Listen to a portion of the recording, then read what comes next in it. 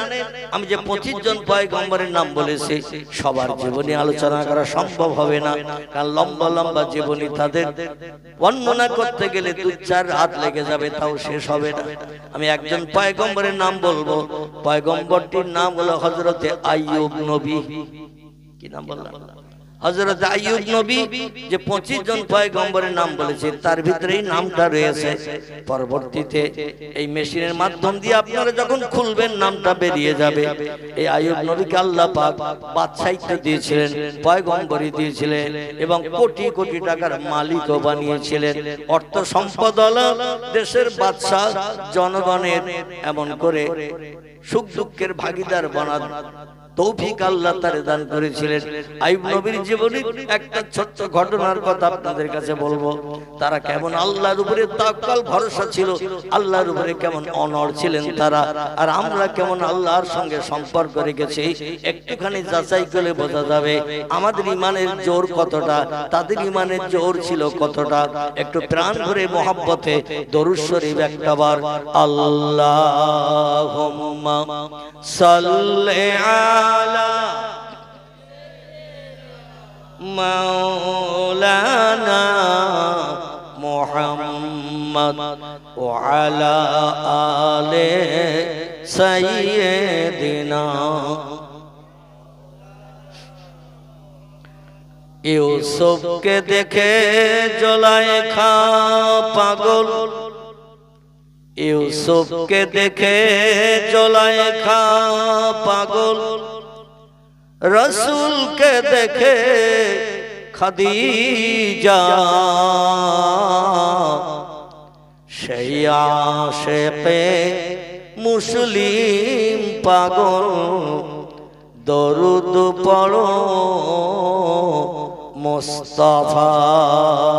আল্লাহুম্মা সাল্লি আলা মাওলানা মুহাম্মদ ওয়া আলা আলি সাইয়্যিদিনা মাওলানা। পয়দা হইয়া দিনের নবী, পয়দা হইয়া নূরের নবী, না দেখিলেন পিতার মুখ, 6 বছরের কালে নবী হারাইলেন যে মায়ের বুক। আল্লাহুম্মা সাল্লি আলা সাইয়্যিদিনা মাওলানা মুহাম্মদ ওয়া আলা আলি সাইয়্যিদিনা। আসুন এবার আপনাদের নিয়ে যাই পয়গম্বর আইয়ুব নবীর সম্পর্কে আলোচনা করছিলাম। আল্লাহ তাকে পয়গম্বরী দিলেন, আবার বাদশাহিত্ব দিলেন, দেশের প্রজাদের সুখ দুঃখের ভাগীদার বানিয়ে দিলেন, তাদের সুখ স্বাচ্ছন্দ্যে বসবাস করানোর জন্য। হযরত আইয়ুব নবীকে অর্থ সম্পদ আল্লাহ দিলেন, বড় বিল্ডিং বানাখারাও বানালেন, দেশে রাজত্ব চালাচ্ছেন তিনি। আল্লাহ বললেন তুমি কেমন ঈমানদার, আমি একটু মাঝে মাঝে পরীক্ষা করি, সব বান্দাদের ঈমানের পরীক্ষা করি। আমার ভাইরা, কোরআনের 2য় পারায় আল্লাহ পাক রব্বুল আলামিন সূরা বাকারার ভিতরে বলছেন, ও দুনিয়ার মানুষেরা তোমরা শোনো, বিসমিল্লাহির রহমানির রহিম, ওয়ালা তাকুলু লিমান ইউক্তালু ফি সাবিলিল্লাহি আমওয়াত বাল আহইয়াউ ওয়ালাকিন লা তাশউরুন ওয়ালা নাবলুওয়ান্নাকুম বিশাইয়্যিম মিনাল খাউফি ওয়াল জু। আল্লাহ বলছেন আমি ভয়ের মাধ্যম দিয়ে, খোদার মাধ্যম দিয়ে বান্দাদের ঈমানের পরীক্ষা করি। অনাফসিম মিনাল আমওয়াল, সন্তানদের প্রাণ নাশ করিও মাঝে মাঝে বান্দাদের ঈমান পরীক্ষা করে থাকি। ধন সম্পদ নষ্ট করেও বান্দাদের আমি ঈমানের পরীক্ষা করি। যারা ধৈর্য ধারণ করে সবর এখতিয়ার করে আমি আল্লাহ যেটা করি সেটা মানিয়ে নেয়, সে হলো আমার কাছে প্রিয় পাক্কা ঈমানদার মুমিন। জোরে বলুন একটু সুবহানাল্লাহ। আল্লাহ বলেন পয়গম্বর তুমি মুখে বলো আমি পাক্কা ঈমানদার, কিন্তু কেমন পাক্কা ঈমানদার আমি একটু ফাইনাল পরীক্ষা নেব তোমারে। ছেলেরা স্কুলে পড়াশোনা করে, কেমন পড়াশোনা করেছে বছরে দেখবেন দুবার তিনবার করে পরীক্ষা নেওয়া হয়। পরীক্ষায় যদি রেজাল্ট ভালো হয় তাহলে মাস্টার সার্টিফিকেট দেয়, তুই ভালো পড়েছিস, তোর রেজাল্ট ভালো, ফার্স্ট ডিভিশন পাস করেছিস, এ প্লাস পেয়েছিস, অমুক তমুক হয়েছিস, এমন করে সকলের থেকে তোর নাম্বার বেশি, তুই ফার্স্ট হয়েছিস। আল্লাহ বলেন আমার ফার্স্ট বান্দাদের তালিকার নাম যদি লিখতে চাও একটু পরীক্ষা দাও। পয়গম্বর আইয়ুব নবী বলেন আল্লাহ আপনি যেটা করবেন করুন, আমি আপনার পরীক্ষা দিতে রাজি আছি। আল্লাহ বলেন তাহলে একটি পরীক্ষা নেব, সেই পরীক্ষা হলো তোমার দেহে কুষ্ঠ রোগ ঘা পাসলা দেব। কি দেব? কুষ্ঠ রোগ ঘা পাসলা দেব তোমার দেহে, এমন কুষ্ঠ রোগ দেব, ঘা পাসলা দেব, দুনিয়ার ডাক্তার কবিরাজ হাকিম বৈদ্য ঔষধ দিয়ে সারাতে পারবে না। এখন আমি দেখবো তুমি আমার উপরে কেমন ভরসা করো। আল্লাহ বলেন ফাসবরুন জামিলুন আল্লাহুল মুস্তাআনু আলা মা তাসিবুন। বিপদে মুসিবতে পড়ে যে বান্দার ধৈর্য ধারণ করে আল্লাহর সাহায্যের অপেক্ষায় থাকে তারাই হলো পাক্কা মুমিন। এবং অচিরে তাদের মুখে আমি আল্লাহ হাসি ফুটাই পরীক্ষা শেষ হয়ে গেলে। জোরে বলুন একটা সুবহানাল্লাহ। রাজ সভাসদ স্বর্গের ভিতরে পয়গম্বর আইয়ুব নবী বাদশা, আবার তিনি পয়গম্বর, তিনি রাষ্ট্রনেতা, অর্থ সম্পদের মালিক, জনগণের দুঃখ দুর্দশা নিবারণের জন্য অর্থ অকাতরে দান করে থাকেন। আল্লাহ তাকে দিয়েছেন কুষ্ঠরোগ, সারা দেহে ঘা পাসলা হয়ে গেছে। আমরা বাংলায় যারা সোঁয়াশে রোগ বলি, এই সোঁয়াশে রোগ ঘা পাসলা, প্রতিদিন রাতের বেলা পাসলা ঘা গুলো সব পেকে যে পুজ হয়, সকালবেলা আবার গেলে দিলে পচা পুজ বের হয়ে যায়, গোস্ত গুলো দেখবেন পুষে গেছে, গোস্ত পিছেও পুজ হচ্ছে, আর পুজগুলো এমন করে বেরিয়ে যাচ্ছে। রাজসভা সদবর্গে যত মন্ত্রী মহোদয় ছিল তারা ডেকে বলল আল্লাহর পয়গম্বর দেশের বাদশা, ও পয়গম্বর আইয়ুব নবী আপনার দেহের পচা ঘা পাসলার দুর্গন্ধ, গোস্ত পচা গন্ধ আমরা রাজদরবারে সহ্য করতে পারছি না, বিকট গন্ধ লাগছে, আপনি ডাক্তার দেখান, কবিরাজ দেখান, হাকিম বৈদ্য দেখান, ঘা পাসলায় ওষুধ লাগান, ওষুধ খান, যাতে তাড়াতাড়ি ঘা সেরে যায়, পচা দুর্গন্ধ যাতে না বার হয়। পয়গম্বর বলেছেন আল্লাহ দিয়েছেন ঘা, আল্লাহ সারিয়ে দেবে, আমি কোন ডাক্তার কবিরাজ ডেকে ওষুধ ব্যবহার করব না।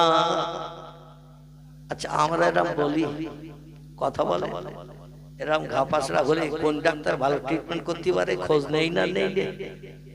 আমার এই রোগ হয়েছে, এই ডাক্তার, এই রোগের ট্রিটমেন্ট কোন ডাক্তার পারে আমরা খোঁজ নেই। পাড়া প্রতিবেশীর কাছে যারা ওই রোগ সম্পর্কে ভালো অভিজ্ঞতা অর্জন করেছে সেই ডাক্তারের খোঁজ দিলে আমরা দৌড়াই সেখানে, পয়সা করে জানায় নেবে, ওষুধ যা লিখে দেয় দেবে, ব্যবহার করব যাতে এই রোগ থেকে নিষ্কৃতি পাই। আল্লাহ বলেন অনুনাজ্জিলু মিনাল কোরআনি মা হুয়া শিফাউ ওয়া রাহমাতুল লিল মুমিনিন। জোরে বলুন একটু আল্লাহু আকবার। আল্লাহ বলছেন ও বিশ্ববাসী, আমার পাক কালাম আসমানি লৌহে মাহফুজের সংরক্ষিত মিষ্টি মধুর সত্যবাণী সত্য কথা আমি কোরআনকে তোমাদের জন্য ঔষধ করে পাঠিয়েছি, সব রোগের ঔষধ করে কোরআনকে পাঠিয়েছি। তোমরা আমার কোরআনকে ভালোবাসো, সকাল সন্ধ্যা দৈনন্দিন কোরআন তেলাওয়াত করো, আমার কোরআনের উপরে মহব্বত তৈরি করো। দুনিয়ায় কোনো ডাক্তারের কাছে যেতে হবে না, কবিরাজের কাছে যেতে হবে না, হাকিম বৈদ্যের কাছে যেতে হবে না। যে ঔষধ কোরআন দেবে সে ঔষধ দুনিয়ার কোন হাকিম বৈদ্যদের মগজেও নাই। জোরে বলুন একটু সুবহান। মন্ত্রীরা বললেন ডাক্তার ডাকুন, ওষুধ ব্যবহার করুন। খুব সংক্ষেপ করে বলি, পয়গম্বর বলে আল্লাহ দিয়েছে রোগ, আল্লাহ সারিয়ে দেবে, কোন ডাক্তার কবিরাজ ডাকবো না। মন্ত্রী মহোদয় বলল তাহলে পুষিয়ে মরো। যখন আর দুর্গন্ধ সহ্য করতে পারবো না, রাজদরবারে এসে আমরা মিটিং মিছিলে আর জয়েন করবো না। রাজদরবার ভেঙে যায়, মিটিং মিছিল যখন ভেঙে যায়, আলাপ আলোচনা দৈনন্দিনের যখন শেষ হয়ে যায়, বাদশা বাড়িতে যায় একটু বিশ্রামের জন্য। ওনার স্ত্রী ছিল 4 জন। কজন? চারজন স্ত্রী ছিল। আমার ভাইরা তিনটে বিবি স্বামীর অবস্থা দেখে কিছুতে ওষুধ ব্যবহার করে না, ট্রিটমেন্ট করে না, ডাক্তার কবিরাজ বৈদ্য হাকিম ডাকে না।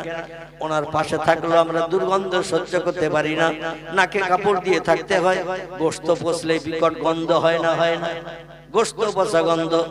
দেখবেন মাঠে যদি একটা গরু ছাগল মারা যাওয়ার কারণে ফেলে দিয়ে আসা হয়, আর শগুন টগুন কাক ছেলেরা যদি না খায়, এলাকা দিয়ে পাশ দিয়ে গেলে হাওয়ার মাধ্যম দিয়ে দুর্গন্ধ নাকে লাগে না, লাগে না? মানুষ পচা গন্ধ আরো বিকট। এই বিকট গন্ধ স্ত্রীরাও পর্যন্ত সহ্য করতে পারছে না। তখন বলল, আপনি যদি ডাক্তার কবিরাজ না দেখান, ঘায়ের ট্রিটমেন্ট যদি না করেন, তাহলে আমরা কিন্তু পথ দেখবো। আমাদের মেয়েরা যেমন মাঝে মাঝে স্বামীরে বলে, তোমার মতো স্বামীর ভাতের দরকার নাই, তোমার মতো স্বামী কত ভ্যান ভ্যান করতেছে। এখানকার মেয়েরা অবশ্য বলে না, যা বলে আমাদের দিকে। এখানকার মেয়েদের নামে বদনাম দিয়ে আমি আর মার খেয়ে বলবো নাকি? এরা সব ভালো। আমার ভাইরা বললো, যদি ডাক্তার কবিরাজ না দেখো, পচা দুর্গন্ধ আর কতদিন ধৈর্য ধরে সহ্য করব? তিনটি স্ত্রী স্বামীর ঘায়ের কোন উপশম হতে না দেখে ঘা বরং দিন দিন আরো বেশি হচ্ছে, বেশি গোস্ত পড়ছে, ঘা ছোট থেকে বড় বড় হয়ে গেছে। প্রতিদিন রাতের বেলা পুষ্টুস জমে যায়, দিনের বেলা আবার পরিষ্কার হয়, আবার রাত আসলে পুজ জমে যায়, আর ওই রকম পচা দুর্গন্ধ চলছে। তিনজন স্ত্রী বলল, চলো আমরা এখন যুক্তি করে নিল তিনজন, চলো বাপের বাড়ি যাই, ভবিষ্যতে যদি কোনোদিন খবর পাই আমাদের স্বামীর রোগ সেরে গেছে, আবার বাড়ি আসার চিন্তা ভাবনা নেব। কারণ উনি বাদশাহ, উনি পয়গম্বর, উনি বিরাট বড় ধনিক শ্রেণীর মানুষ, আল্লাহ কোটি কোটি টাকার মালিক করেছেন, বড় বিল্ডিং বালাখানা বানিয়েছেন। এতদিন তো সংসার জীবনে সুখে ছিলাম, এখন চরম বিপদ। এই বিপদে ধৈর্য ধরে আর কতদিন থাকবো? ধৈর্যের বাঁধ ভেঙে গেছে, চলো বাড়ি যাই, বাবার বাড়ি যাই। সেখানে দরকার হয় পরিশ্রম করে আমরা জীবনের ক্ষুধা নিবৃত্তির ব্যবস্থা করব, কাজকর্ম করব। এইভাবে স্বামীর ঘরে থেকে পচা দুর্গন্ধ সহ্য করা সম্ভব হবে না। তিনজন স্ত্রী যুক্তি করে একের পর এক স্বামীর ঘর ছেড়ে বাবার বাড়ি চলে গেছেন। আর চারজনের ভিতরে একজন স্ত্রী ছিল, তার নাম আল্লাহ কোরআনে কোট করে দিয়েছেন, তার নাম হলো হযরতে রহিমা। কি নাম? হযরতে রহিমা তার নাম। ইনি বললেন, তিনজন স্ত্রী চলে গেছে, স্বামী উঠতে পারে না, বসতে পারে না, এখন ধরা লাগে, লাঠি লাগে, এত জয়ীফ হয়ে গেছে। পচা দুর্গন্ধ, ঘা পাচা, রক্ত, ঘা পরিষ্কার করতে হয়। আর আমিও যদি চলে যাই, স্বামীর পাশে থাকবে কে? সেবা যত্ন করবে কে? দুঃখ দুর্দশার ভাগিদার কে হবে? তিনজন তো চলে গেল, আমি এখন একা আছি। হযরত রহিমা বললেন, স্বামী যতদিন হায়াতে বেঁচে থাকবে আমি স্বামীর পাশ থেকে সরব না। জোরে বলুন একটু সুবহানাল্লাহ। তার আদর্শ চরিত্র ব্যবহারে আল্লাহ এত খুশি হয়ে গেছেন। পবিত্র কোরআনের ভিতরে আল্লাহ তার জীবনী কোট করে দিয়েছেন। কোরআনে কারো জীবনী আসুক, এটা চারটেখানি ব্যাপার নাকি? আল্লাহ কোরআনে যার সম্পর্কে ভালো সার্টিফিকেট দিয়েছেন, এই ভালো সার্টিফিকেট যে কোনো মানুষের পক্ষে পাওয়া কি সম্ভব নাকি? সম্ভব নয়। এই রহিমা স্বামীর পাশে থেকে গেল, তিনজন স্ত্রী বিদায় নিয়ে বাপের বাড়ি চলে গেল। লোকজন মারফত খবর নেয় আমার স্বামী এখন কেমন আছে।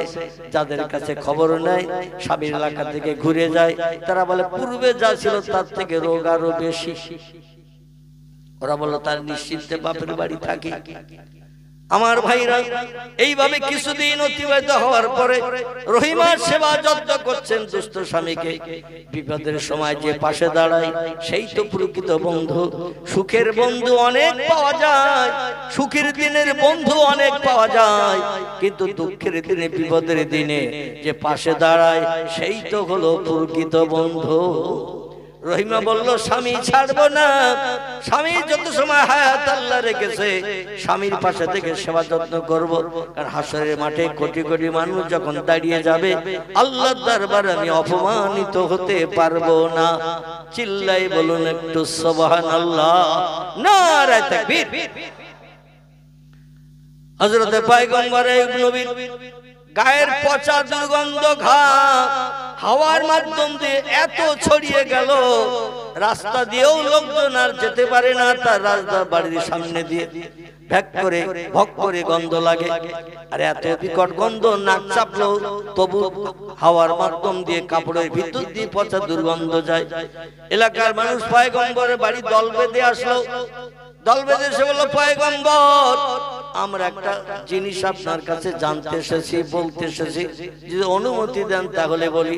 পয়গম্বর বলে, নাম ইয়া আখি ইয়া আইয়ুহার রাজুল, এ লোক সকল জনসকল কি উদ্দেশ্য নিয়ে এসেছে বলো।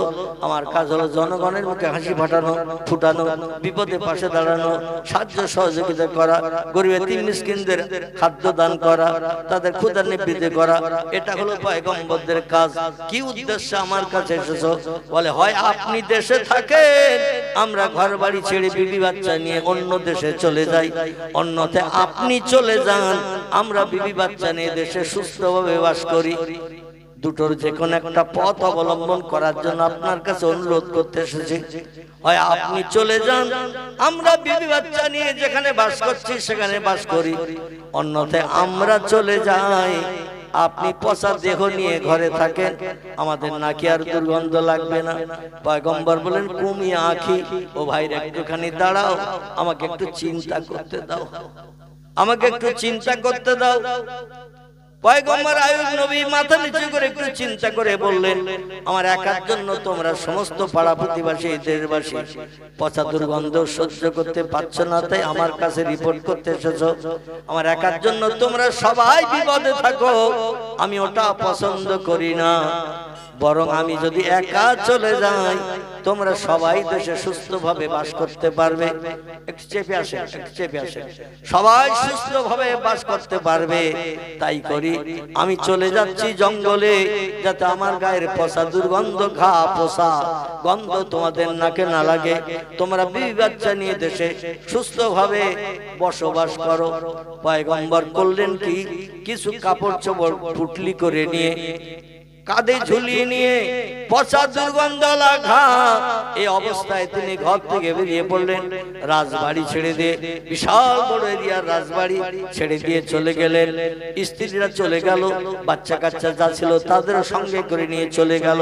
হযরত রহিমা বলছেন, আইনা তাযহাব ইয়া জাওজি, ও প্রাণের স্বামী, এতদিন ঘরে বসবাস করেছেন, সেবা যত্ন যথেষ্ট পরিমাণে করার চেষ্টা করেছে, এরপরে হঠাৎ করে লোটা কম্বল নিয়ে আইনা তাযহাব, যাচ্ছেন কোথায়?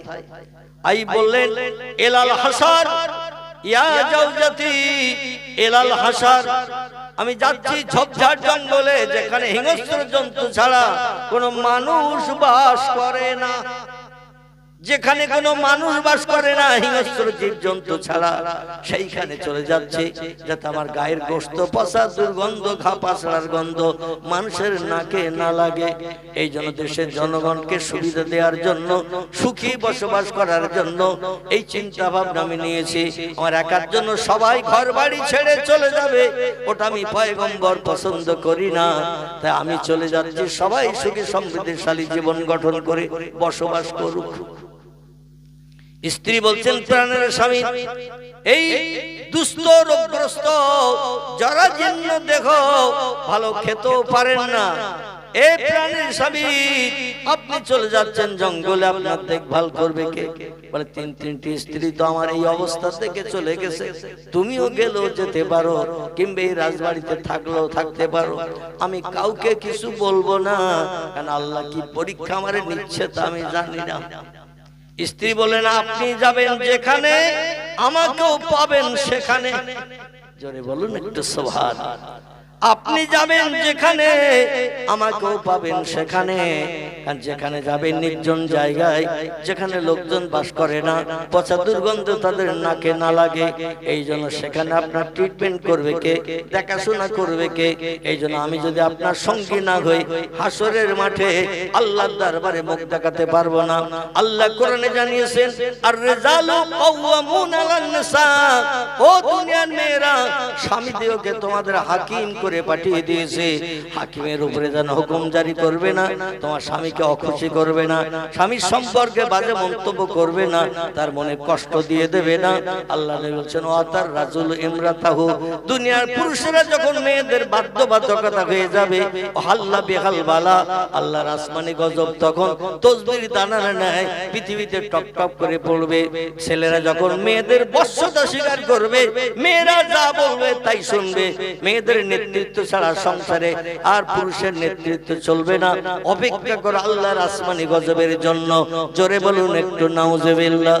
এবং আল্লাহ বলছেন নারীরা স্বামীদেরকে আমি আল্লাহ তোমাদের হাকিম বানিয়ে দিয়েছি, হাকিমের উপরে যেন হুকুম জারি করবে না, স্বামীকে যেন কড়া কথায় কথা বলবে না, তার সঙ্গে যেন মেজাজ গরম করবে না, তার মনে যেন কষ্ট দেবে না।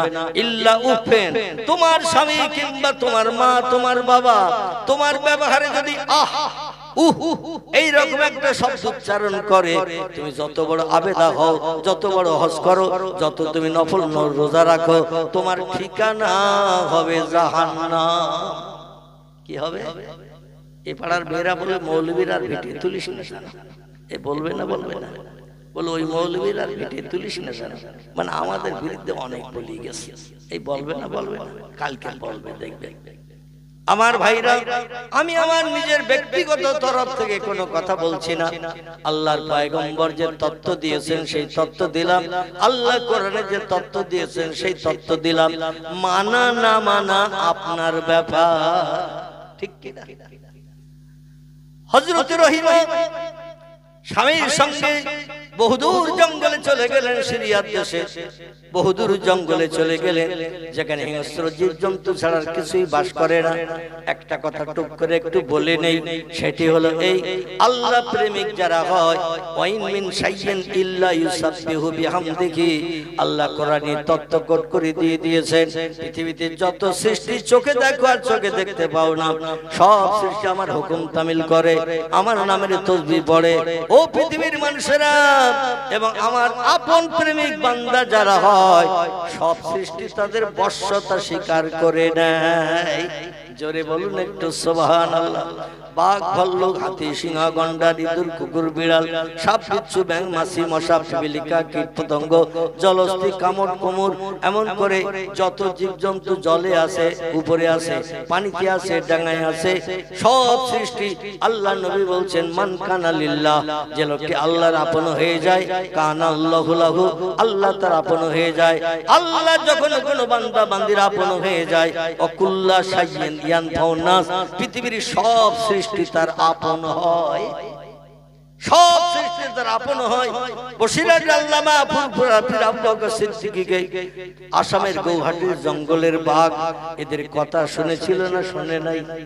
আমাদের বসিরহাটের জমিন আস্তানা রোডে আল্লাহ একজন ওলি ব্যক্তি কবরস্থ হয়ে আছে, নাম তার হযরত শাহ আলী রাহমাতুল্লাহ আলাইহি, বাদামতলা বিশালীহাটা, দেখবেন ওখানে একজন আল্লাহর ওলি কবরস্থ আছে, সারা জীবন বাঘের পিঠে চেপে চেপে বেরিয়েছেন। এখন আপনি আমি যদি সুন্দরবনের জঙ্গল দেখতে যাই, আর হলুদ কালো ডোরা কাটা 10 হাত লম্বা 8 হাত লম্বা একটা বাঘ সামনে যদি এসে বলে, আর বাঘের ডেকে যদি বলি বাঘ, জঙ্গলে গাড়ি ঘোড়া চলে না, পায়ে হেঁটে হেঁটে পা ব্যথা হয়ে গেছে, ভটভটি লঞ্চ সেই নদীর ধারে গ্যারাপিন করা রয়েছে, একটু পিঠে তুলে নিয়ে ভটভটির কাছে পৌঁছে দে, বাঘ বলবে কাছের দিকে আয়। মানে এক লাফে যত দূর বাঘ যেতে পারে এই আন্দাজ হয়ে গেলে একটা লাফ দেবে, ঘাটটা কামড়ে ধরবে আর নাতাড় মেরে পিঠে তুলে নেবে। তবে ভটভটি যেদিকে আছে ওদিকে যাবে না, যেদিকে ঘন জঙ্গল বন আছে, হেতালি বাগান টাগান আছে, ওই দিকে নিয়ে যে গাছের গাড়ি দুটো তিনটে আষাঢ় মেরে বলবে এ মৌলবি ঠান্ডা হ, এ বলবে না বলবে না? বলবে অন্তত 8 দিনের চিন্তা দূর হলো, 80 কেজি মাল পেয়ে গেছি, আশেপাশে ঘুরবো আর 5 কেজি 7 কেজি করে খাবো, 8-10 দিনের চিন্তা দূর হলো। কথাটা ঠিক বললাম না ভুল বললাম? আমাদের কথা কি বাঘ শুনবে? শুনবে? শুনবে না, ভল্লুক শুনবে না, সিংহ শুনবে না।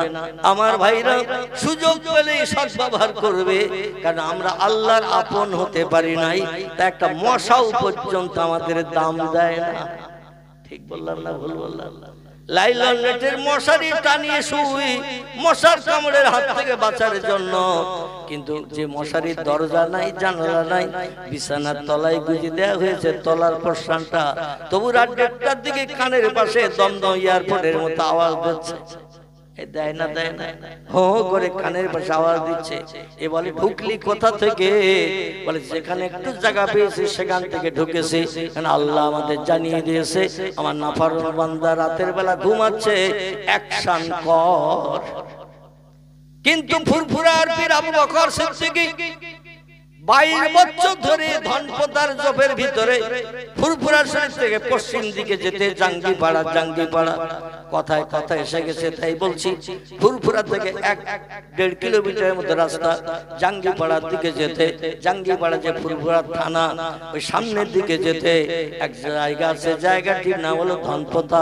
বর্তমানে সেখানে ইটভাটা তৈরি হয়েছে, আগে ছিল ঝোপঝাড় জঙ্গল। দিনের বেলা কোনো মানুষ একা রাস্তা পাস করতো না, হিংস্র জীব জন্তুর ভয়ে। এখন সেসব জঙ্গল আর নাই, ইটভাটা তৈরি হয়েছে গোটা 2 মতো। আমার ভাইরা, যেখানে আব্বাস সিদ্দিকী একটা বিশাল জনসেবামূলক প্রতিষ্ঠান তৈরি করার চিন্তা ভাবনা নিয়েছিলেন, তো বর্তমানে কাজ বন্ধ রয়েছে। আমি যেটা বলতে চাইছিলাম, ওইখান দিয়ে কোনো মানুষ দিনের বেলাও পাস করতে ভয় পেত। 2-5 জন লোক না হলে রাস্তা পাস করতো না। 2 দিকে ঝোপঝাড় জঙ্গল ছিল, হিংস্র জীব জন্তু বাস করত। এখান থেকে 100 বছর আগের কথা। ওই জঙ্গলের ভিতরে রাতের বেলা আল্লাহর নামের জপ জিকির করেছেন আবু বকর সিদ্দিক আল কুরাইশি একটানা 22 বছর। ক বছর? একটানা 22 বছর বিবি বাচ্চার মায়ে ফেলে ছেড়ে সংসার ধর্ম পরিত্যাগ করে রাতের বেলা আল্লাহরই খুশি করার জন্য নিভৃতে গভীর রাত্রে ওই জঙ্গলের ভিতরে বসে বসে আল্লাহর ইবাদত করে আল্লাহকে আপন বানিয়েছেন। এই জন্য বাঘ পর্যন্ত তার বয়স হয়েছে, জঙ্গলে হিংস্র জন্তু পর্যন্ত বয়স হয়েছে। আল্লাহর কাছে যখন যেটা চেয়েছেন আল্লাহ না দিয়ে পারেন নাই। আর আমরা তো বিপদে পড়লি মেম্বার আছে, প্রধান আছে, এমএলএ আছে, ডাক্তার আছে, মাস্টার আছে, কত বন্ধু আছে, তাদের কাছে হাত পাতলে কিছু না কিছু সাহায্য পাওয়া যাবে। আল্লাহ বলেন দুনিয়ার মানুষের সাহায্য সীমিত কিছু সময়ের জন্য, আমার সাহায্য হলো চিরকাল। জোরে বলুন একটু সুবহান। হযরত রহিমা চিন্তা নিলেন, স্বামীকে নিয়ে গহীন জঙ্গলে এসেছি, এখানে তো খাবার দাবার কিছু নাই, স্বামীকে না খাইয়ে রাখলে তো 2 দিনে পটল তুলবে, 2 দিনে তো মারা যাবে না খেয়ে অনাহারা। এই অসুস্থ রোগগ্রস্ত মানুষ কি করি? স্বামীকে ডেকে বললেন, ইয়া যাও যে এই প্রাণের স্বামী জঙ্গল পছন্দ করেছেন, গায়ের পচা দুর্গন্ধ লোকের নাকে না লাগার জন্য। এখন আমাদের তো ক্ষুধা নিবৃত্তি করতে হবে, বেঁচে থাকতে হবে, আল্লাহর রহমত কবে হয় অপেক্ষা করতে হবে। এই জন্য তো আপনি জঙ্গলে এসেছেন, এখন আল্লাহ কবে দয়া করবেন মুখে হাসি ফুটাবেন জানি না। এখন আপনি দিনের বেলা জঙ্গলের ভিতরে থাকুন, আমি একটা এই এলাকার লোকালয়ের দিকে যাই, যে কিছু খাবারের ব্যবস্থা করে নিয়ে আসি। খুব সংক্ষেপ কথা, হযরত রহিমা স্বামীকে জঙ্গলের ভিতরে ঘা পাশা রক্তপোষগুলো পরিষ্কার করে দিয়ে স্বামীকে একটু সুস্থ করে জঙ্গলের ভিতরে রেখে লোকালয়ে চলে এসেছেন, জঙ্গলের ভিতর দিয়ে ভেদ করে। আমার ভাইরা লোকালয়ে এসে বড় ধনীর বাড়িতে ঝিয়ের কাজ করে, রাঁধুনির কাজ করে, ধোপার কাজ করে, ঝাড়ঝুট দেয়, বারান্দা ঘর উঠান কাটান ঝাড়ঝুট দেয়, জামা কাপড় পরিষ্কার করে দেয়। এর বিনিময়ে বাড়িওয়ালারা পছন্দ করে যতটুকু খাবার দেয়, ওই খাবার নিয়ে আবার সন্ধ্যার পরে জঙ্গলে ফিরে আসে। সারাদিন লোকের বাড়ি কাজ করে যা কিছু খাবার পায়, ওই খাবার নিয়ে জঙ্গলে চলে আসে একটু পানি নিয়ে আর ওই খাবার নিয়ে। স্বামী সারাদিন অনাহারা, সন্ধ্যার পরে জঙ্গলে ফিরবো, স্বামীরে খাওয়াবো, স্বামীর উচ্ছিষ্ট যদি কিছু থাকে সকালের জন্য বাড়তি রেখে স্বামীকে খাইয়ে তো লোকের বাড়ি কাজে যেতে হবে। সকালবেলা কিছু নাস্তা করিয়ে টিফিন করিয়ে এই টিফিনের জন্য কিছু খাবার সকালের জন্য রেখে বাড়তি যদি থাকে নিজে খায়, যেদিন বাড়তি থাকে না সেদিন পানি পান করে রোজা রেখে যায়। জোরে বলুন সুবহানাল্লাহ। আর রহিমার আদর্শ চরিত্র আখলাক এত ভালো, এলাকার মানুষরা বলে আমাদের বাড়িতে কাজ করেন, আরেকজন ডেকে বলে আমাদের বাড়িতে কাজ করেন, আপনার কাজকর্ম পরিষ্কার পরিচ্ছন্ন, আপনার আচার ব্যবহার খুব ভালো। কারণ বিশেষ করে একজন পয়গম্বরের স্ত্রী, এজন্য তার চরিত্র তো ভালো হওয়া স্বাভাবিক।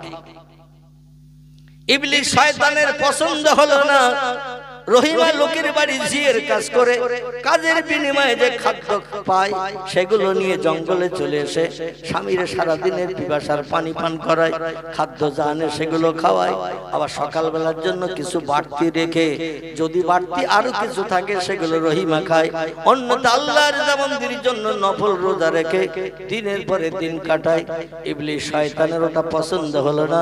শয়তান ইবলিস একদিন মানুষের চেহারা নিয়ে ওই লোকালয়ে যাদের বাড়িতে রহিমা কাজ করে তাদের বাড়িতে যেয়ে বলছে, শোনো ওই মেয়েটার চরিত্র খারাপ, ও মেয়েটা খারাপ মানুষ, ওর চরিত্র খারাপ, তোমাদের বাড়িতে দৈনন্দিন কাজ করলে তোমাদের চরিত্র খারাপ হয়ে যাবে। কারণ খারাপ চরিত্রওয়ালা, খারাপ আদর্শওয়ালা মানুষ বাড়িতে না থাকা ভালো। ও চোর যেমন তেমন ওর চরিত্র খারাপ, ওর আচার ব্যবহার খারাপ, ও পরকিয়া নাউজুবিল্লাহ, জীবন যৌবন বিক্রি করে দিয়ে এমন করে অর্থ উপার্জন করে থাকে। মানুষের কাছে কুযুক্তি দিল, ওকে যেন খবরদার কাজে নিয়ে না। ও দেশ থেকে চলে এসেছে, মানুষের মারধর করে তাড়িয়ে দিয়েছে, তাই খারাপ চরিত্র হওয়ার কারণে তোমরা খবরদার যেন কাজে নিয়ে না। যুবক মানুষের রূপ নিয়ে ইবলিস শয়তান এই তত্ত্ব দিয়ে আসলো লোকালয়ের মানুষের কাছে। রহিমা পরের দিন কাজে চলে গেছে, কোন ব্যক্তি তার ডেকে আর কাজে নেয় না। অন্যদিন আসলেই বলে আমার বাড়ি কাজ করো, বলে আমার বাড়ি কাজ করো, আর সেদিন আর কেউ কাজে নেয় না। রহিমা বলে, কি বিপদ হলো, কি অসুবিধা হলো? কাজ না হলে তোমার স্বামীর খাওয়া হবে না, সারাদিন জঙ্গলের ভিতরে অনাহারা উপোস রয়েছে, সন্ধ্যাবেলা খাবার নিয়ে দৈনন্দিন খাওয়াই অসুস্থ ব্যক্তি। হযরত রহিমা ব্যাপার কিছু বুঝতে পারে না, বলে কিসে কি হলো? কেউ তো খাবার নিতে কাজ দিতে চায় না, আর কাজ না করলে তো খাবার দেয় না। সারাদিন ঘুরে ঘুরে কেউ যখন কাজে নিল না, রহিমা সন্ধ্যাবেলা মনে বড় দুঃখ নিয়ে, কষ্ট নিয়ে, মুখ মলিন করে চিন্তা ভাবনা করতে করতে জঙ্গলে চলে আসছে। রাতের বেলা স্বামীর পাশে না থাকলে আমার স্বামী দুশ্চিন্তায় পড়বে, সারাদিন তো স্বামীকে জঙ্গলে ছেড়ে এসেছি। হযরত রহিমা মুখ কালো করে চিন্তা ভাবনা করতে করতে জঙ্গলের দিকেই আসে। আর এই শয়তান একটা যুবক মানুষের চেহারা ধারণ করে ওই রাস্তার ধারে চুপ করে বসে রয়েছে।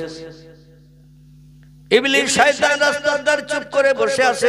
রহিমা যে শয়তানকে পাস করে এগিয়ে আসছে, স্বামীর কাছে আসবেন এই চিন্তা ভাবনা নিয়ে। লোকটা বলছেন, কুম ইয়া আইয়ুহান নিসা, ও আগন্তুক নারী, একটুখানি কি দাঁড়াবে? বলে, কি ব্যাপার ভাই, আমাকে দাঁড়াতে বলছো? বলে, আমি বিশেষ অসুবিধার মাঝখানে দুশ্চিন্তায় পড়েছি, তাই বসে আছি। বলে, কি অসুবিধা বলো? বলে, তোমার মাথার ওই ঢেউ খেলানো চুলগুলো আমার নজরে খুব পছন্দ। কিছু মেয়েদের মাথার চুল দেখবেন ঢেউ খেলানোর মতো, বেঁকা বেঁকা বেঁকা বেঁকা। হযরত রহিমার মাথার চুল ছিল ঢেউ খেলানোর মতো, দেখতে খুব সুন্দর।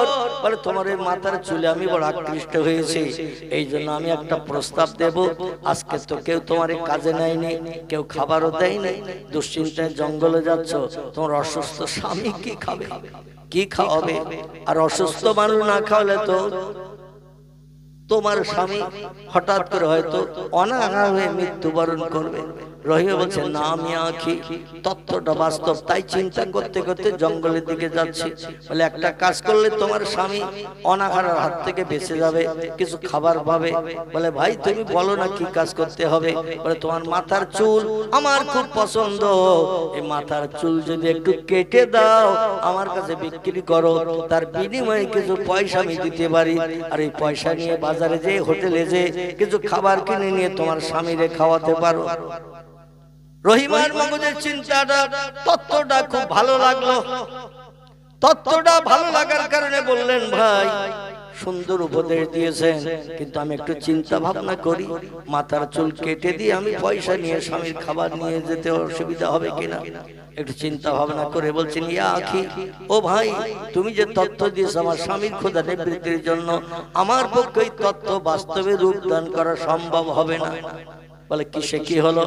বলে আমার স্বামী অসুস্থ মানুষ, একা একা উঠতে পারে না, একা একা দাঁড়িয়ে থাকলে বসতে পারে না, আমার মাথার চুল ধরে আস্তে আস্তে ওঠে, আবার মাথার চুল ধরে আস্তে আস্তে বসে।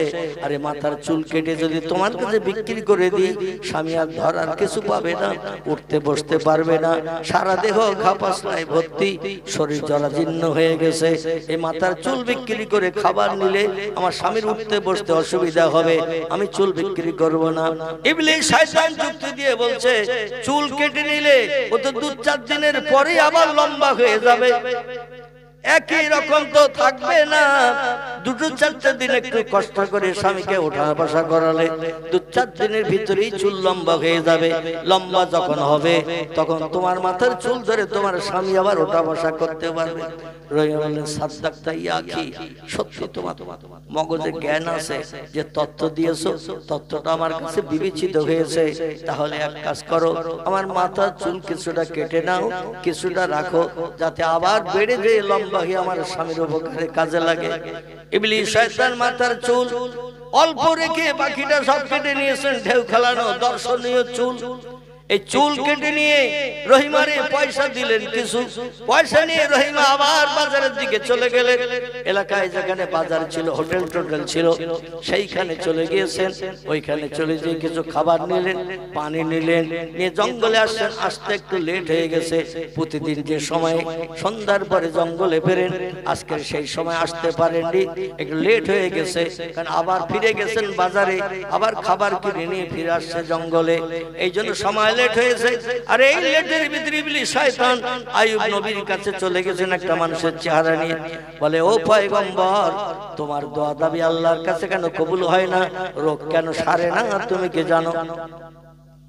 পয়গম্বর বলছে লা ইয়া আখি, আমি তো তা জানি না। বলে তোমার স্ত্রী প্রতিদিন লোকালয় থেকে যে খাবার আনে, ও খাবারগুলো সব লোকের হাড়ি মেরে চুরি করে নিয়ে আসে, লোকের হাড়ি মেরে চুরি করে খাবারগুলো নিয়ে আসে, আর সেই খাবার তোমারে খাওয়ায়। আরে হারাম খাওয়ার কারণে আল্লাহ তোমার ইবাদত বندگی কবুল করে না, দোয়া দাবি কবুল করে না। তাই দীর্ঘদিন তুমি অসুস্থ হয়ে জঙ্গলে পতিত আছো। হারাম খাবার খেলে আল্লাহ ইবাদত কবুল করবে না, দোয়া দাবিও কবুল করবে না। তোমার স্ত্রী খাবারগুলো কোথা থেকে কিভাবে নিয়ে আসে তুমি তো কোনদিন যেয়ে দেখো না। স্ত্রী যেটা বলে তুমি সেইটা বিশ্বাস করো, কিন্তু তোমার স্ত্রী চুরি করে করে খাবার নিয়ে আসে। প্রতিদিন চুরি করে করে আনার কারণে আজকের বাড়িওয়ালারা সতর্ক ছিল, যে হাড়ি মেরে খাবার চুরি করে আনতে গেল, বাড়িওয়ালারা ধরে ফেলেছে, ধরে ফেলে 2-4 ঘা উদ্যম পাদ্যম দিয়েছে, এমনকি মাথা নেড়া করে চুল কেটে পর্যন্ত নিয়েছে। খুব সংক্ষেপ কথা, মাথা চুল কেটে নিয়েছে, চুল কেটে তোমার স্ত্রী চুল লম্বা চুল ছোট করে দিয়েছে। এই পয়গম্বর বলে আমার স্ত্রী জঙ্গলে না ফেরা পর্যন্ত তোমার কথা বিশ্বাস করতে পারছি না, আর আমার স্ত্রী এইরকম ধরনের কাজ করবে ওটা কোনোদিন আমি বিশ্বাস করতে পারি না। বলে একটু পরে তোমার স্ত্রী আসবে, মারধর করে বেঁধে রেখেছিল, তারপর উদ্যম পাদ্যম ঘা কত কষিয়ে দিয়েছে, আর চোর হিসাবে সাব্যস্ত হওয়ার কারণে মাথার চুল কেটে নিয়েছে। হযরত রহিমা হনপন করতে করতে সময় লেট হয়ে গেছে বলে তাড়াতাড়ি জঙ্গলে ফিরে আসছে। যেই পয়গম্বরের সামনে চলেছেন তাকে মাথার চুল কাটা, মাথার চুল কেটে নিয়েছে। এই মাথার চুল কেটে নিয়েছে দেখে পয়গম্বর সঙ্গে সঙ্গে ঘুরে অন্যদিক ফিরে বসেছে। লা তাকুল ইয়া আইয়ুহান নিসা ইয়া জাওজাতি, আমার সঙ্গে যেন কোনো কথা বলবে না, আমার কোনো উপকার তুমি করবে না, আমার গায়ে হাত লাগাবে না, কারণ তোমার মতো চোর চুরি করা নারী আমারে খাবার খাওয়াচ্ছে জঙ্গলে এনে, যার কারণে আল্লাহ আমার ইবাদত কবুল করে না, আমার চোখের পানি কবুল করে না। দেখতে দেখতে 18 বছর কাল অতিবাহিত হয়ে গেছে এই জঙ্গলের ভিতরে। কতদিন? 18 বছর কাল অতিবাহিত হয়ে গেছে। কুষ্ঠরোগ ঘাপাসরা অবস্থায় জঙ্গলের ভিতরে আমি কাল কাটাচ্ছি। আসলে হারাম খাদ্য প্রতিদিন তুমি আনছো আর খাচ্ছি, যার কারণে আল্লাহ দোয়া কবুল করে না। এইজন্য আমার সঙ্গে তোমার সম্পর্ক নাই, তুমি তোমার জায়গা দেখতে পারো, আমি তোমার কোনো সেবা নেব না, তোমার কথার কোনো প্রত্যুত্তর দেব না। হযরত রহিম বলে আল্লাহ আমি তো চুরি করিনি, আমি মাথার চুল দেশের মানুষেরা আমার চুরি করা মাল দেখে আমার মারধর করে মাথা চুল কেটে নিয়ে, সেটা তো ঘটনা না। আসলে আমার কাজে নেয়নি বলে স্বামীর কিছু খাওয়ানোর জন্য আমি রাস্তায় চুল বিক্রি করেছি কেটে দিয়ে, আমি তো চুরি করি নাই।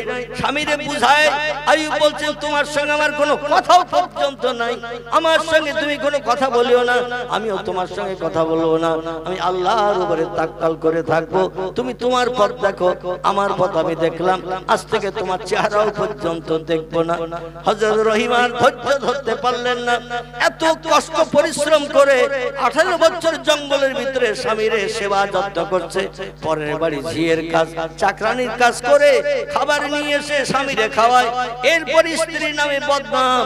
একজন আগন্তুক দিয়ে গেছে স্বামীর কাছে, কিন্তু কথাটা বাস্তব সত্য কিনা আইয়ুব নবী তো যাচাই করার উপায় নাই, চলতে ফিরতে পারেন না। আইয়ুব নবী রাতের গভীরে যেমন কাঁদে, রহিমাও রাতের গভীরে জঙ্গলে তেমন কাঁদে। আল্লাহর রহমতের দরজায় জোশ মেরে গেল, গভীর রাত্রে আল্লাহ ইলহাম পাঠিয়ে দিলেন, ইয়া আইয়ুব কুম কুম ইয়া আইয়ুহান নবী, আমার পয়গম্বর আইয়ুব রে, তুমি একটু ওই যেখানে বসে বসে জঙ্গলের ভিতরে আমার কাছে দোয়াদানি করছো, আমার কাছে সাহায্য চাইছো, ওইখানে তুমি একটু দাঁড়িয়ে যাও। তোমার চোখের পানি, তোমার বিবির চোখের পানি আমি আল্লাহর সহ্য করতে পারছি না, কারণ ফালিয়াদহাকু কালিলাও ওয়ালিয়াবকু কাসীরা। আল্লাহ বলেন দুটো কাজ যদি কম বেশি করতে পারো আমারে তাড়াতাড়ি আপন বানিয়ে নিতে পারবে। একটি হলো হাসি তামাশা, পৃথিবীতে কম কম করে করিও, ওয়ালিয়াবকু কাসীরা, আর আমার কাছে চোখের পানি একটু বেশি বেশি করে ফেলিও। যারা হাসবে কম কাঁদবে বেশি, আমার আপন বানাতে সুবিধা পাবে তারা তত তাড়াতাড়ি বেশি। জোরে বলুন একটা সুবহানাল্লাহ। স্বামী স্ত্রী দুইজন কাঁদছে, কারোর সঙ্গে কারো সম্পর্ক নাই, এমন কান্না কাঁদছে, আল্লাহর রহমতের দরিয়ায় জোশ মেরে গেল। আল্লাহ ইলহাম পাঠিয়ে দিলেন, পয়গম্বর যেখানে বসে বসে তুমি কাঁদছো আমার কাছে সাহায্যের জন্য, ওইখানে একটু দাঁড়িয়ে যাও, দাঁড়িয়ে যে ডান পাটা একটু জমিনে মেরে দাও, তোমার ডান পাটা উঁচু করে গোড়ালিটা জমিনে একটু মেরে দাও। পয়গম্বর বলেন, আল্লাহ দেহের এমন কোন জায়গা নাই যেখানে কুষ্ঠ রোগগ্রস্তে পুষিয়ে যে খাওয়া হয় নাই, সব জায়গায় সব জায়গায় ব্যথা। আল্লাহ আমি জমিনে পা মারলে তো রক্ত ফিনকি ধরে ছুটবে, দগদগে ঘা। আল্লাহ বলছে তোমার জোর করে মারতে হবে না, তুমি একটু জমিনে সইয়ে দাও তোমার ডান পায়ের গোড়ালিটা, বাকি কাজ আমি আল্লাহ আমার। পয়গম্বর বলছেন, আল্লাহ তাই যদি হয় আমি একটু স্পর্শ করে দিলে হবে? আল্লাহ বলেন, না আমি আব্দি, অবশ্যই হবে। একটু ডান পাটা উঁচু করে গোড়ালিটা জমিনে দিয়ে লাগিয়ে দিলেন, সঙ্গে সঙ্গে জমিন ফেটে বক বক করে পানি বার হওয়া শুরু হয়ে গেল। জোরে বলুন সুবহানাল্লাহ। পৃথিবীতে 4টি কুয়ার পানি কিয়ামত পর্যন্ত শুকাবে না। একটি হলো মরিয়ম আলাইহিস সালাম জঙ্গলে যেখানে সন্তান প্রসব করেছিলেন, ওইখানে পিপাসায় কাতর হয়েছিলেন। ঈসা নবীর জন্মের পরে আল্লাহর কাছে পানি চেয়েছিলেন, আল্লাহ আমি সন্তান প্রসব করে বড় পিপাসার্ত হয়েছি। আল্লাহ বলেন, যেখানে সন্তান কোলে করে নিয়ে বসে আছো ওইখানে বসা অবস্থায় ডান পাটা উঁচু করে গোড়ালিটা জমিনে লাগাও। আল্লাহ পাকের বান্দি হযরতে মরিয়ম ঈসা নবীর মা পা উঁচু করে গোড়ালিটা লাগালো, সঙ্গে সঙ্গে আল্লাহ পানি জারি করে দিলেন। সেখানে একটা কুয়া হয়ে গেছে, কিয়ামত পর্যন্ত কুয়ার পানি শুকাবে না। জোরে বলুন সুবহানাল্লাহ। আরেকটি কুয়া আছে মিশর এবং সিরিয়ার দেশে, সেই কুয়াটির নাম হল ইউসুফ নবীকে তার ভাইরা যে কুয়ার ভিতরে ফেলে দিয়েছিল প্রাণনাশের জন্য। আল্লাহর ফেরেশতা জিবরিল কলা গাছের ভেলার মতো তলায় একটু সাহারা দিয়ে দিয়েছিলেন, ইউসুফ নবীকে টেনে তুলে ওই পানির উপরে বসিয়ে রেখেছিলেন। ব্যবসায়ীরা দড়ি ফেলে দিয়ে পানি তুলতে যে ইউসুফ নবীকে টেনে তুলেছিলেন। আল্লাহ জিবরিল আমিনের আগমনের কারণে এই কুয়াটা রহমতি কুয়া বানিয়েছেন, কিয়ামত পর্যন্ত কুয়ার পানি শুকাবে না। জোরে বলুন একটু সুবহানাল্লাহ। আমার ভাইরা, আরেকটা কুয়া আছে এই পয়গম্বর আইয়ুব নবী যেখানে জঙ্গলের ভিতরে গোড়ালি মেরেছিলেন, সেখানে সঙ্গে সঙ্গে জমিন ফেটে পানি বার হলো, কিয়ামত পর্যন্ত এই কুয়ার পানি শুকাবে না। আরেকটা কুয়া আছে মক্কা মুকাররমার কাবা শরীফের চাতলে, যে কুয়াটির নাম হলো জমজম। কি নাম? জমজম। জমজম কুয়া। বর্তমানে 70,000 গ্যালন লিটার করে পানি দৈনন্দিন এই কুয়া থেকে উঠানো হয়, কিন্তু কুয়ার পানি 1 ইঞ্চি কম হয় না, 1 ইঞ্চি বাড়ে না। ওয়াটার লেভেল সব সময় একই রকম সমান। জোরে বলুন একটু সুবহানাল্লাহ। যেই বকবক করে জমিন ফেটে পানি উঠতে শুরু করে দিল, পয়গম্বর বলে আল্লাহ এই পানি কোথায় ছিল ওই জঙ্গলের ভিতরে? আল্লাহ বলেন আমার রহমতি পানি। আইয়ুব নবী বলছেন আল্লাহ 18 বছর ধরে জঙ্গলে সারাদিন পিপাসায় থাকে, স্ত্রীর লোকালয়ে কাজ করতে যায়, সন্ধ্যার পরে এই জঙ্গলে ফেরে, তত সময় পর্যন্ত পানি পাই না। আর এই জঙ্গলে যেখানে বসে আছি এইখানে তুমি এত পানি বার করছো বকবক করে, আল্লাহ আমারে 18 বছর কেন পিপাসায় রেখেছিলে? এই পানি আগে একটু যদি দিতে আমি পিপাসা থেকে নিষ্কৃতি পেতাম, অন্তত পিপাসার পানি পান করে আমি একটু সুস্থ সবলতা অর্জন করতাম। সেই স্ত্রী কখন ফিরবে তত সময় পর্যন্ত আমাকে পিপাসায় থাকতে হতো, এখন কেন তুমি পানি দিচ্ছ? আল্লাহ বলেন পয়গম্বর এই পানি তোমার পিপাসা নিবৃত্তির জন্য পানি নয়, এই পানি হলো তোমার রোগ মুক্তির পানি। এই যে পানি বার করছে তোমার গোড়ালির স্পর্শে, এই পানি তোমার পিপাসা নিবৃত্তির পানি নয়, এই পানি হলো তোমার রোগ মুক্তির পানি। ও পয়গম্বর আইয়ুব ওই পানি 2 হাত দিয়ে এজলো কেটে তুলে নাও, নিয়ে তোমার মাথার উপরে দাও, তবে সাবধান থাকবে দেহের কোন জায়গা যেন ওই পানিতে ভিজতে বাকি না থাকে। যেখানে পানি লাগবে না সেখানকার রোগ মরণের দিন পর্যন্ত সারবে না। টোটাল বডিটা ওই পানি দিয়ে ভিজিয়ে দাও। ইন্নামা আমরুহু ইযা আরাদা শাইয়ান আইয়াকুলা লাহু কুন ফায়াকুন। আমি এমন একজন স্রষ্টা, এমন একজন মালিক, এমন একজন প্রভু, আমি তোমাদের যখন কোন বিষয় কোন হুকুম করি, ইযা আরাদা শাইয়ান কোন কিছু তৈরি করার পরিকল্পনা ইচ্ছা প্রকাশ করি, আইয়াকুলা লাহু আমার জবান দিয়ে শুধু একটু বলি কুন হ ফায়াকুন, সঙ্গে সঙ্গে সেটা হয়ে যায়। আমার কোন কিছু বানাতে তৈরি করতে 1 সেকেন্ডের বেশি 2 সেকেন্ড সময় কোনদিন লাগেনি, ভবিষ্যতেও লাগবে না। তুমি শুধু পানি দিলে তোমার মাথায় ঢেলে দাও, সারা দেহটা ভিজিয়ে নাও, 1 মুহূর্তের ভিতরে 18 বছরের কুষ্ঠ রোগ, খাপাসলা, ছোঁয়াচে রোগ, যেটা কোনো ওষুধ পাত্রের জীবনে সারত না, 1 মুহূর্তের ভিতরে সারিয়ে দিয়ে তোমার বাদশাহিত্য ফিরিয়ে দেব। বিবিরা যারা বাপের বাড়ি গেছে তারাও তোমার সুস্থতা দেখে খবর পেয়ে ফিরে আসবে, বাচ্চা কাচ্চা যারা দূরদেশে চলে গেছে তারাও ফিরে আসবে। পয়গম্বরই আবার দেব, বাদশাহিত্য দেব, যা হারিয়ে গেছে তার থেকে বেশি দিয়ে দুনিয়া আবার রাজত্ব করার তৌফিক দিলাম। জোরে বলুন একটু সুবহানাল্লাহ। দীর্ঘদিন ধৈর্য ধারণ করে আমার রহমতের জন্য অপেক্ষায় ছিলে, ও বান্দা সেই রহমত তোমার জন্য দান করে পরীক্ষায় তোমারে ফার্স্ট বানালাম। যতদিন এখনো যদি রাখি তাও তুমি ধৈর্য ধরে থাকবে, আমি বুঝতে পেরেছি। এইজন্য আর তোমাকে কুষ্ঠরোগ খাপাসায় রাখবো না, তোমার সুস্থ মানুষ বানিয়ে দিলাম। আর একটু জোরে বলে আল্লাহ কোরআনে এই জন্য এনাদের জীবনী কোট করেছেন, ওই রকম ধৈর্য ধরো, ওই রকম সবর করো, তাদের মতো আমল করো, দুনিয়ায় তোমরাও আমি আল্লাহ আমার সাহায্য পাবে। না আল্লাহ মারা গেছে? এ কথা আল্লাহ মারা গেছে নাকি? তাহলে আল্লাহ এখন আছে তো নাকি?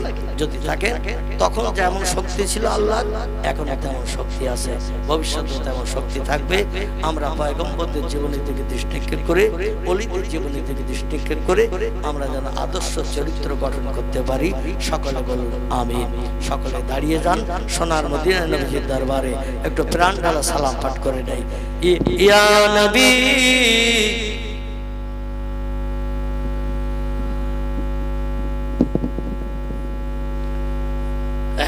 জোরে পড়েন, ইয়া নবী সালাম, ইয়া রাসূল সালাম, ইয়া হাবিব সালাম আলাইকা সালাওয়াতুল্লাহ। নবীজির আব্বা আব্দুল্লাহ, রাসূলুল্লাহর আম্মা আমিনা, হাবিবের দুদমা হালিমা, দয়ার নবীর রওজা মদিনা। मदीना या नबी सलाम या रसूल सलाम या हबीब सलाम अलैका सलावतुल्लाह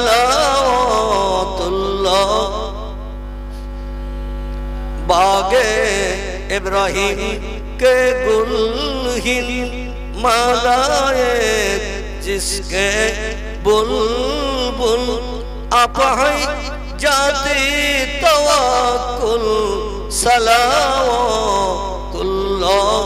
अलैका या नबी सलाम या रसूल सलाम या हबीब सलाम सलावतुल्लाह जिब्राइल आवाज तुलिलो आसमानेर दरवाजा खोलो गो एसेছেন नबीদের सरदार হবে যে খোদা दीदार या नबी सलाम अलैका या रसूल सलाम या हबीब सलाम सलावतुल्लाह अलैका सकले बसे बोले या रब सल्लल्लाहु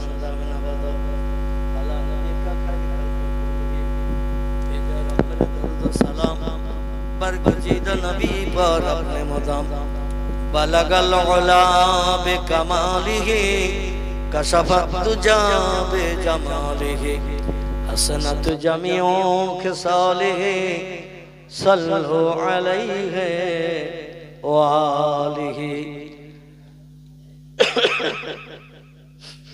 आरबेर बुके मक्कार परे आरबेर बुके मक्कार परे मामिनार जेथाय घर खुदार करुणा कौसार है झरसे बारंबार बलगल उला बेकमालिही कशफत तुजा बेजमालिही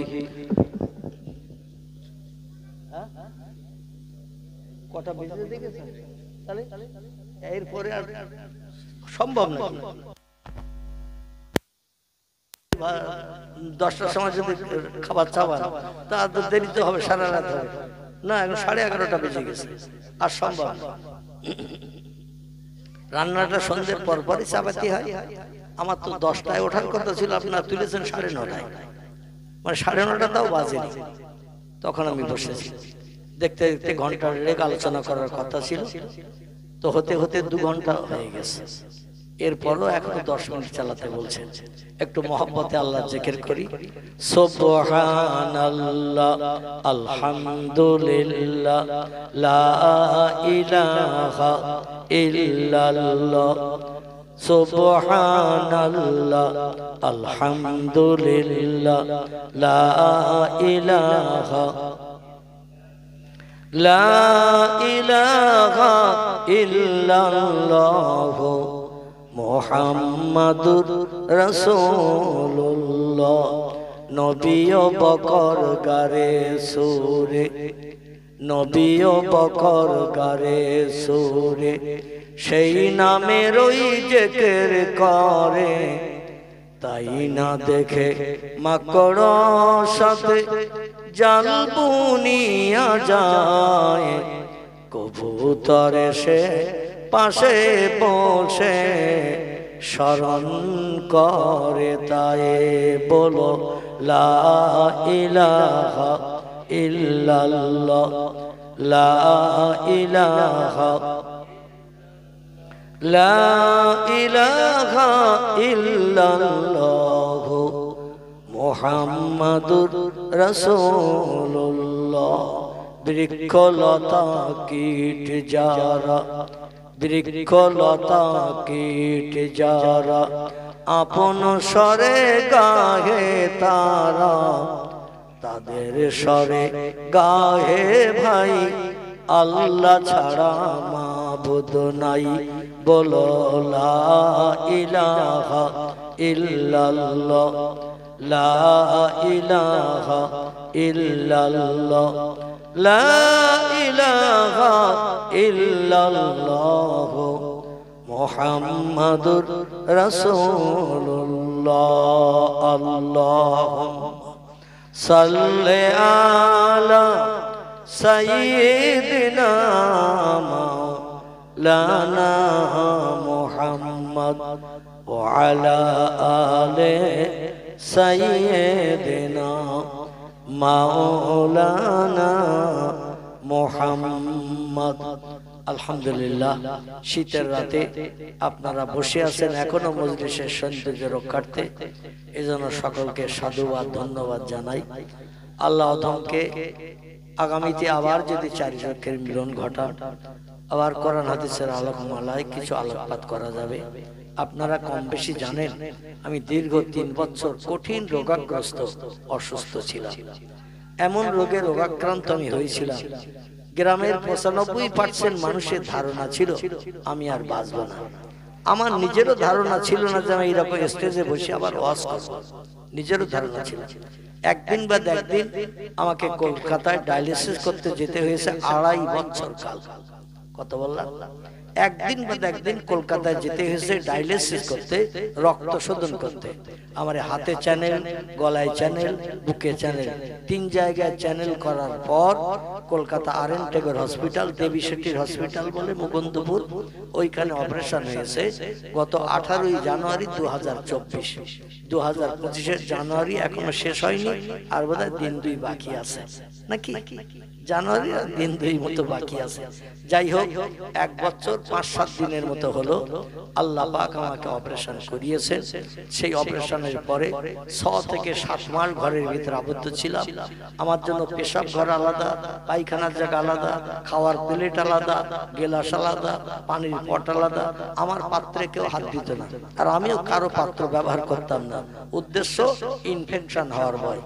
আম গাছে যেমন কলম বাঁধে, কলম বাঁধতে দেখেছেন তো, একটা ছোট চারা নিয়ে গাছের ছাল কেটে দিয়ে ওখানে জড়িয়ে দেয় না, ঠিক আমার পেটের ভিতরে কিডনির গায়ে ওই রকম একটা কিডনি আম গাছের কলম বাঁধার মতো জড়ো হয়েছে।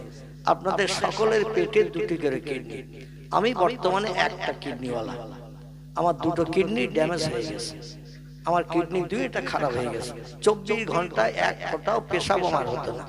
24 ঘন্টায় পানি যা খেতাম সব দেহের রন্ধে রন্ধে সব জমে যেত, হাত ফুলে যেত, মুখ ফুলে যেত, পা ফুলে যেত, চেহারা দৃশ্য সব অন্যরকম হয়ে যেত।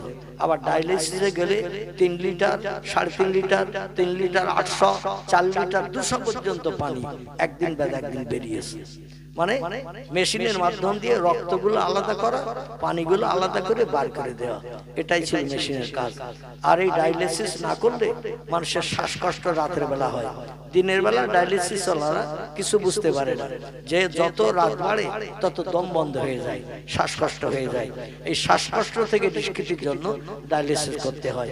2.5 বছর ডায়ালিসিস করতে হয়েছে। প্রতিদিন 3000 করে টাকা দিতে গেছে হসপিটালে। এছাড়া গাড়ি আপ ডাউন, তারপর বিভিন্ন রিপোর্ট করে আল্লাহ পাক অধমকে বাঁচিয়েছেন।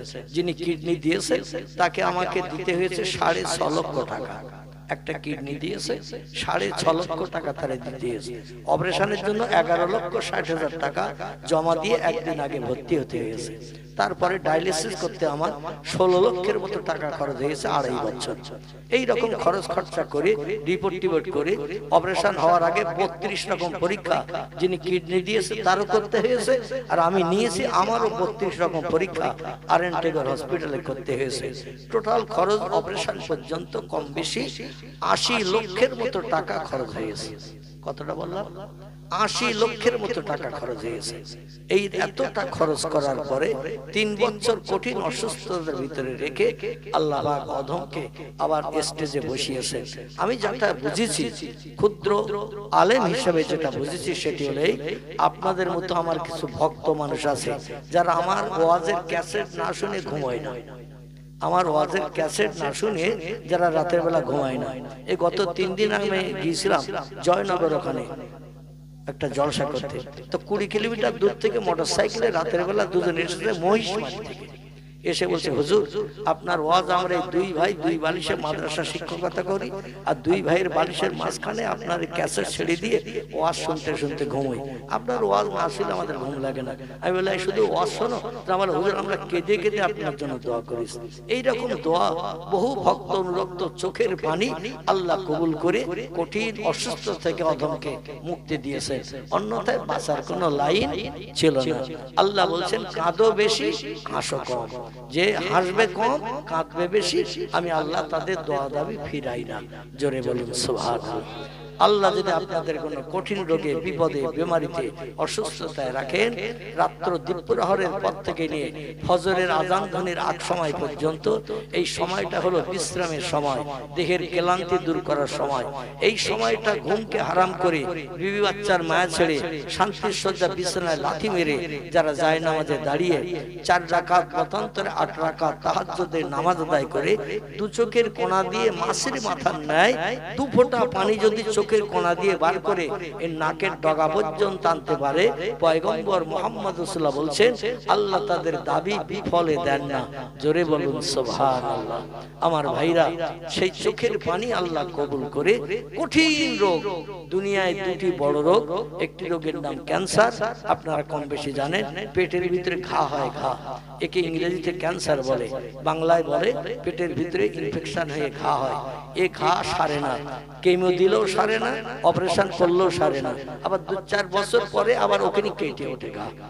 ক্যান্সার রোগী বৃদ্ধ বয়স পর্যন্ত অপারেশন করে সুস্থ আজ পর্যন্ত হতে পারেনি, 2-4 বছর ভালো থাকে, আবার রোগ কেটে ওঠে। যাই হোক, আর এই কিডনি রোগাক্রান্ত রোগী, এই কিডনি যখন অকেজো হয়ে যায়, পানি আর পেশাব করতে পারে না, এমনি এমনি তার মরণ হয়ে যায়। যাই হোক আমার ভাইরা, আমি আপনাদের কাছে অনুরোধ রাখছি, একটু রাতের বেলা ঘুমকে হারাম করবেন, বিবি বাচ্চার মায়া ছাড়বেন, শান্তির সজ্জা বিছানা পরিত্যাগ করে আল্লাহর দরবারে একটু দাঁড়াবেন। হাদিস শরীফে আছে, সিয়ামুন নাহার ওয়া কিয়ামুল লাইল। তোমরা দিনের বেলা না খেয়ে অনাহারা থেকে রোজা রাখো, আর রাতের বেলা দাঁড়িয়ে দাঁড়িয়ে নামাজ পড়ো। এই 2টি ইবাদত আল্লাহর কাছে সবথেকে বেশি প্রিয়। জোরে বলুন সুবহানাল্লাহ। একটা হলো নফল রোজা, সিয়ামুন নাহার, রাতের বেলা নফল, দিনের বেলা নফল রোজা, ও কিয়ামুল লাইল, রাতের বেলা ঘুমকে হারাম করে দাঁড়িয়ে নামাজ পড়া। এই নামাজটির নাম হলো তাহাজ্জুদ। এই নামাজ আপনারা 4 রাকাত মতান্তরে 8 রাকাত নামাজ পড়ে আল্লাহর কাছে যা চাইবেন আল্লাহ মনোবাঞ্ছা পূর্ণ করবেন। মেম্বার ডাকতে হবে না, প্রধানের কাছে দরখাস্ত দিতে হবে না, এমএলএ এর খোঁজ নিতে হবে না, ডাক্তার মাস্টার কারো কাছে যেতে হবে না। আল্লাহ সেটাই কুল্লিয়া দান করবেন। সকলে বলুন আমিন। আসুন আমরা দোয়ার দিকে এগিয়ে যাব। সকলে বিসমিল্লাহ সহ আলহামদু শরীফ, সূরা ফাতিহা 3 বার, সূরা ইখলাস, কুল আল্লাহ শরীফ 5 বার, কয়েকবার একটু দরুদ শরীফ পড়ে নেন। বিসমিল্লাহির রহমানির রহিম, আলহামদুলিল্লাহ রাব্বিল আলামিন, ইহদিনাস সিরাতাল মুস্তাকিম। এক কথা, আচ্ছা, বিসমিল্লাহির রহমানির রহিম, বিসমিল্লাহির রহমানির রহিম, ইহদিনাস সিরাতাল মুস্তাকিম। বিসমিল্লাহির রহমানির রহিম, কুল হুয়াল্লাহু আহাদ, বিসমিল্লাহির রহমানির রহিম, আল্লাহু আকবার, আল্লাহুম্মা সাল্লি আলা সাইয়্যিদিনা মুহাম্মাদ, আল্লাহুম্মা সাল্লি আলা সাইয়্যিদিনা মুহাম্মাদ, আল্লাহুম্মা সাল্লি আলা সাইয়্যিদিনা মুহাম্মাদ। যে যেখানে আছেন অধমের সঙ্গে দোকানে করে হাত আল্লাহর দরবারে একটু উঠান। আল্লাহুম্মা আমিন। রব্বানা আতিনা ফিদ দুনিয়া হাসানা ওয়া ফিল আখিরাতি হাসানা ওয়া কিনা আযাবান নার ওয়াদখিলনাল জান্নাতা মা'আল আবরার ইয়া আজিজু ইয়া গফফার ইয়া রাব্বাল আলামিন। রব্বিগফিরলি জুনুবি ওয়ারহাম ওয়া আনতাল গফুরুর রহিম রব্বিগফিরলি যুনুবি ওয়ারহাম ওয়া আনতাল গফুরুর রহিম রব্বিরহামহুমা কামা রব্বায়ানি সগীরা রব্বিরহামহুমা কামা রব্বায়ানি সগীরা আল্লাহুম্মা হাসিবনা হিসাবান ইয়াসীরা আল্লাহুম্মা হাসিবনা হিসাবান ইয়াসীরা আল্লাহুম্মা নাজাউতা মিনান নার আল্লাহুম্মা কিনা আযাবান নার। আয় আল্লাহ, পবিত্র রজব মাসের শেষ লগ্নে ভিক্ষুক সেজে রাতের গভীরে দুটি করে হাত আমরা সকলে তুলেছি। কুদরতি নজরে বান্দা বান্দীদের দিকে ফিরে তাকান, রহমতের দরজায় মজলিস উপলক্ষে খুলে দিন, আমাদের খালি হাতগুলো মঞ্জুর করে নিন। আপনার খুশনদি রেজামন্দি লাভের আশায় কর্তৃপক্ষদের তরফ থেকে এক খতমের অধিক কোরআন তেলাওয়াত হয়েছে। সন্ধ্যা থেকে নে পর্যন্ত কোরআনে পাক থেকে বিভিন্ন জাবানিতে ইজ্জতপূর্ণ আয়াত সূরা শরীফ তেলাওয়াত হয়েছে। আপনার হাবিবকে আমরা চোখে দেখি নাই, রাসূলের সঙ্গে মদিনার দেশে সাহাবীদের মতো ঘুরে বেড়াতে পারি নাই। প্রিয় নবীর কণ্ঠের বাণী কানে শুনে আমরা তো জীবন ধন্য করতে পারি নাই। রাসূলের মহব্বত, প্রেম, ভালোবাসা রক্ষার্থে এই মজলিসে বসে দাঁড়িয়ে দোয়া দরুদ মিলাদ কিয়াম সালাম আমরা পাঠ করেছি। আল্লাহ দয়া পরবশে যদি কিছু সাদকা দান করে, সর্বাগ্রে সোনার মদিনায় রাসূলের আরওয়াহ পাকে পৌঁছে দিন। तमाम खुलाफाए राशिदीन साहाबाए किराम आजाज मुताहिरीन रसूलेर सकल आला औलादদের কবরে সাদকা পৌঁছে দিন। বাবা আদম মা হাওয়া থেকে নিয়ে ঈসা রুহুল্লাহ পর্যন্ত সকল নবী আম্বিয়া তাদের বিবিদের কবরে সওয়াব পৌঁছে দিন। আয় আল্লাহ, পিরানে পীর দস্তগীর মহিউদ্দিন আব্দুল কাদের জিলানী হুজুর থেকে নিয়ে এ সময় পর্যন্ত যত ওলিয়া উলিয়া গাউস কুতুব নকিব আব্দাল শহীদ সোহাদা হাজী গাজী সুফি দরবেশ ইমানদার মুমিন মুসলমান নরনারী অন্ধকার কবরে যারা কবরস্থ হয়ে আছে সকলের কবরে তোহফা পৌঁছে দিন। আপনার तमाम প্রেমিক প্রেমিকা মাহবুব মাহবুবা বান্দা বান্দীদের খাস রূহানি দরসিলা করে আল্লাহ জলসা কমিটি আমার যুবক ভাইরা অক্লান্ত পরিশ্রম করে হাড় ভাঙা খাটনি খেটে কেউ অর্থ দিয়ে, কেউ কথা দিয়ে, কেউ জায়গা দিয়ে, কেউ শ্রম দিয়ে এই বেহেশতের বাগানের ইন্তজামে যারা সাহায্য করেছে সকলের সাহায্যকে কবুল করে নিন। আল্লাহ জলসা কমিটির ভিতরে কেউ আব্বাকে হারিয়েছে, কেউ আম্মাকে হারিয়েছে, কেউ উভয়কে হারিয়ে চিরএতিম বনে গেছে।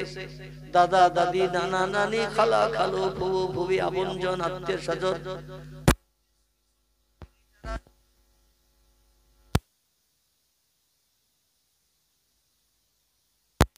বন্ধ করে দিন।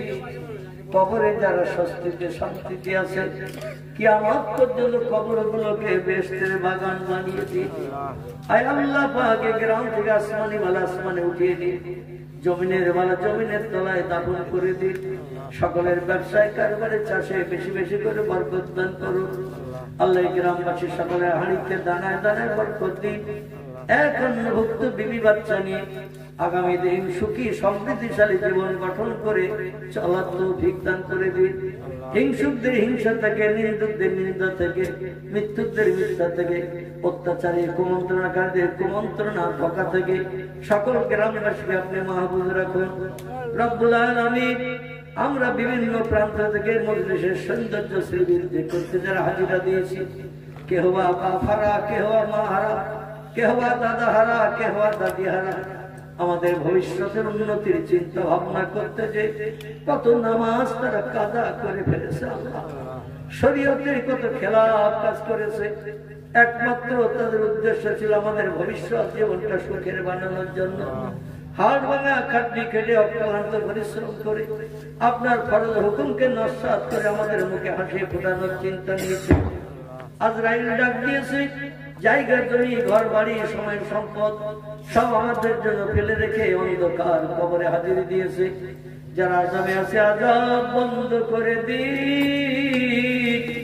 কবরে যারা স্বস্তিতে শান্তিতে আছে কিয়ামত পর্যন্ত কবরগুলোকে অনাবিল শান্তির জায়গা বানিয়ে দি।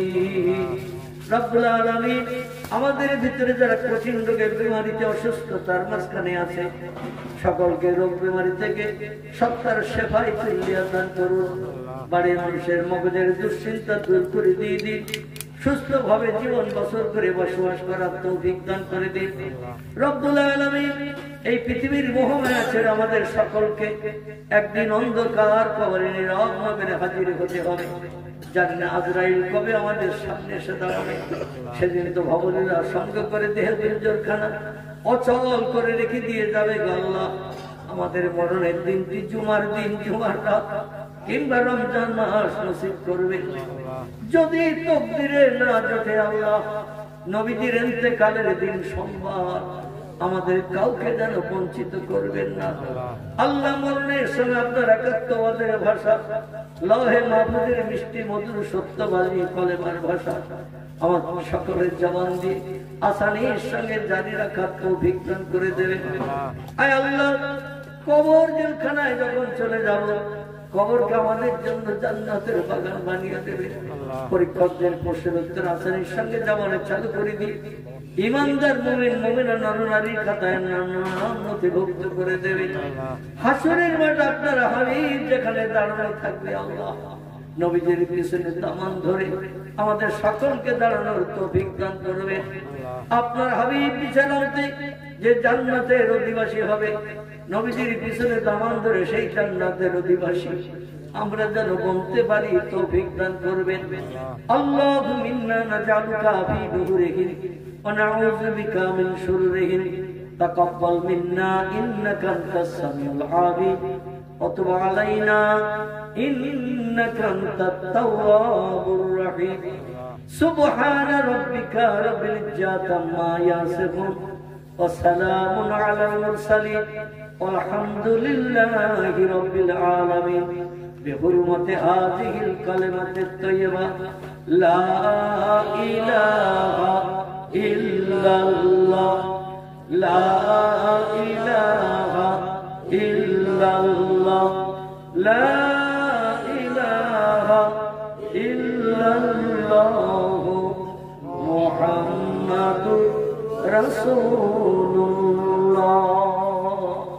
السلام عليكم ورحمة الله وبركاته।